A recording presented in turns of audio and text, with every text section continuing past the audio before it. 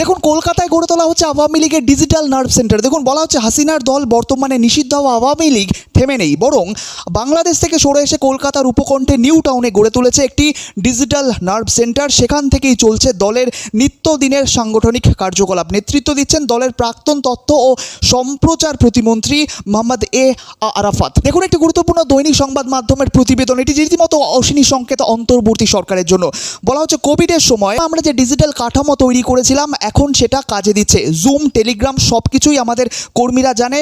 আমরা দিনে দিনে সেখান থেকেই সংগঠন চালাচ্ছি। একথা কে বলেছেন? বলেছেন আরাফাত খান, অর্থাৎ যিনি কলকাতার এই যে নার্ভ, অর্থাৎ যিনি কলকাতার ডিজিটাল নার্ভ, আওয়ামী লীগের ডিজিটাল নার্ভের তত্ত্বাবধায়ক। এক্ষেত্রে বলা হচ্ছে দলের একাধিক social media platform Facebook, Twitter, YouTube, Instagram চালানো হচ্ছে নিউ টাউন থেকে, কলকাতা থেকে, ভারত থেকে নিউ টাউন থেকে চালানো হচ্ছে। কিন্তু সেখানে শেখ হাসিনা সবচেয়ে বেশি ব্যবহার করছে টেলিগ্রাম। সেই প্ল্যাটফর্ম থেকেই তিনি প্রতিদিন 3 থেকে 5 ঘন্টা দলের বাংলাদেশের যে নেতাকর্মী তাদের সঙ্গে কথা বলছেন এবং 64টি জেলার মধ্যে 63টি জেলার কর্মীদের সঙ্গে ইতিমধ্যেই ভার্চুয়াল বৈঠক সম্পন্ন করেছেন। এবং এই বৈঠকগুলো গুরুত্বপূর্ণ অংশ, কল রেকর্ডগুলো বা ভিডিওগুলো মূলত ছড়িয়ে দেওয়া হচ্ছে সোশ্যাল মিডিয়ায়, যেটাকে বলা হচ্ছে একটা নীরব বিপ্লব। এবং শুধু আপনাদের জানিয়ে দিই, কলকাতা নয়, কলকাতার সাথে সাথে ওয়াশিংটন, মধ্যপ্রাচ্যের 3টি ফ্রন্টেও কিন্তু আওয়ামী লীগ আরও সক্রিয় হয়ে গেছে। সেক্ষেত্রে আপনাদের জানিয়ে দিই, দেখুন, হাসিনার দল সংগঠিত হয়ে উঠেছে 3টি স্ট্র্যাটেজিক জায়গায়: কলকাতা, ওয়াশিংটন ডিসি আর মধ্যপ্রাচ্যের কয়েকটি শহরে। সেক্ষেত্রে কলকাতার দায়িত্বে রয়েছেন আরাফাত এবং ওয়াশিংটন কেন্দ্রটি সামলাচ্ছেন শেখ হাসিনার পুত্র সজীব ওয়াজেদ জয়। ওয়াশিংটন থেকে তিনি নেতৃত্ব দিচ্ছেন। এবং দলের এক অভ্যন্তরীণ সূত্র বলছে যে আমাদের দলের আইটি সেল নিউ টাউনে, কলকাতার নিউ টাউন, সেখানে 6 থেকে 7 জন ব্যক্তি রয়েছে। তারাই কিন্তু সমস্ত পরিচালনা কর্মকাণ্ড পরিচালনা করছে ডিজিটাল প্ল্যাটফর্মের মাধ্যমে। সেক্ষেত্রে সজীব ওয়াজেদ জয়ের বলা হচ্ছে তিনি ওয়াশিংটন থেকে 3-4 জন নিয়ে কাজ করে যাচ্ছেন এবং লন্ডন, ব্রাসেলস এবং দুবাইয়ের মতো ছোট ছোট জায়গাতেও কিন্তু ছোট ছোট টিম রয়েছে। দেখুন, গুরুত্বপূর্ণ দৈনিক সংবাদ মাধ্যম থেকে প্রতিবেদনটি উঠে এসেছে।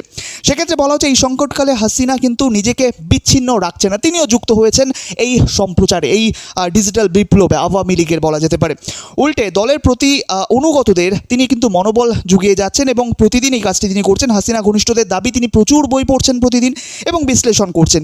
বিশেষ করে ইউনূসদের অন্তর্বর্তী সরকারকে মোকাবেলা করে তিনি কিভাবে বাংলাদেশে ফিরবেন সেই নিয়েই কিন্তু পরিকল্পনা করে যাচ্ছেন। রীতিমতো বিষয়টি ইউনূসের গালে একটা সপাটে চর বলা যেতে পারে, কারণ তিনি প্রথমেই নরেন্দ্র মোদীকে একবার বলেছিলেন যে আপনি তাকে, অর্থাৎ হাসিনাকে আশ্রয় দিতে পারেন, কিন্তু দয়া করে দেখুন তিনি যেন দেশের মানুষ, বাংলাদেশের মানুষের উদ্দেশ্যে কোনো ভাষণ না দেয়। সেক্ষেত্রে নরেন্দ্র মোদী বলেছিলেন যে আমরা সোশ্যাল মিডিয়াকে নিয়ন্ত্রণ করতে পারি না, কারোর ব্যক্তি স্বাধীনতাকে আমরা হস্তক্ষেপ করতে পারি না, সেই বিষয়টা কিন্তু বলেছেন। তারপর ধরুন এই ধরনের খবর, এই ধরনের প্রতিবেদন বেরিয়ে আসছে যে রীতিমতো অন্তর্বর্তী সরকারের জন্য একটা বড় চ্যালেঞ্জ।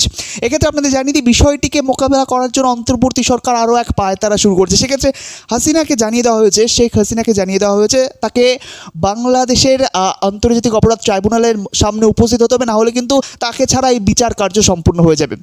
দেখুন, বলা হচ্ছে আগামী 7 দিন, অর্থাৎ আন্তর্জাতিক অপরাধ ট্রাইব্যুনাল থেকে চিফ প্রসিকিউটর তাজুল ইসলাম তিনি ঘোষণা দিয়েছেন যে আগামী 7 দিন, অর্থাৎ 24শে জুনের মধ্যে শেখ হাসিনা এবং আসাদুজ্জামান খানকে আত্মসমর্পণ করতে হবে, সশরীরে হাজিরা দিতে হবে আন্তর্জাতিক অপরাধ ট্রাইব্যুনালে। এ বিষয়ে 2টি জাতীয় পত্রিকায় বিজ্ঞপ্তি দেওয়া হয়েছে, অন্যথায় তাদের অনুপস্থিতিতেই বিচার কার্য সম্পূর্ণ করবে আন্তর্জাতিক অপরাধ ট্রাইব্যুনাল। সেক্ষেত্রে বিচার কার্য সম্পূর্ণ কী করবে? ইতিমধ্যে তারা সম্পূর্ণ করে ফেলেছে, কারণ জাতিসংঘ যখন প্রতিবেদনের রিপোর্ট, জাতিসংঘ নিয়ে একটা প্রতিবেদন রয়েছে, অবশ্যই শোনাবো। জাতিসংঘ যখন প্রতিবেদন বা রিপোর্ট দিয়েছিল জুলাই আগস্ট আন্দোলন, তখন তারা রীতিমতো ঘোষণা করে দিয়েছিল শেখ হাসিনাই দোষী। সুতরাং আবার কি বিচার কার্য পরিচালনা করবে? সে বিচারের নামে যে প্রহসন হচ্ছে তা কিন্তু স্পষ্ট আমরা দেখতে পাচ্ছি। সেক্ষেত্রে আপনাদের জানিয়ে দিই, এই বিষয়টা নিয়ে কিন্তু উদ্বেগ জ্ঞাপন করেছে জাতিসংঘ স্পষ্ট জানিয়ে দিয়েছে যে দলকে নিষিদ্ধ করা হয়েছে, আওয়ামী লীগকে যে নিষিদ্ধ করা হয়েছে তা নিয়ে কিন্তু জাতিসংঘ উদ্বিগ্ন। এবং এরই সাথে অন্তর্বর্তী সরকার যেভাবে নিজেদের মতো করে আইন পরিবর্তন করে যাচ্ছে, নিজেদের স্বার্থে আইন পরিবর্তন করে বাংলাদেশের মানুষের ব্যক্তি স্বাধীনতাতে হস্তক্ষেপ করছে, তাতে রীতিমতো শঙ্কিত। অর্থাৎ বলা যেতে পারে যে ভলকার তুর্কের হাত ধরেই মোহাম্মদ ইউনূস অন্তর্বর্তী সরকার হাসিনা বিরোধী রিপোর্ট দিয়েছিল, সেই ভলকার তুর্ক এখন, সেই জাতিসংঘই এখন অন্তর্বর্তী সরকারের বিরুদ্ধে বিষোদগার চারণ করছে। রীতিমতো অন্তর্বর্তী সরকারের যে দুর্দিন আসতে চলেছে তা কিন্তু জাতিসংঘের এই প্রতিবেদন, জাতিসংঘের এই সংখ্যাতেও স্পষ্ট। যাক, আজকের প্রতিবেদন এই পর্যন্তই। সোর্সগুলো আপনারা দেখুন, অথেন্টিক সোর্স থেকে নিউজগুলো আপনাদের দিলাম। আজকের মতো এই পর্যন্তই, দেখা হচ্ছে পরবর্তী গুরুত্বপূর্ণ প্রতিবেদনের সাথে। ধন্যবাদ। ভিডিওটি দেখার জন্য অবশ্যই বলবো ভিডিওটি একটি লাইক এবং ভিডিওটি আপনার প্রিয়জনদের মধ্যে শেয়ার করতে ভুলবেন না। ধন্যবাদ আজকের ভিডিওটি দেখার জন্য।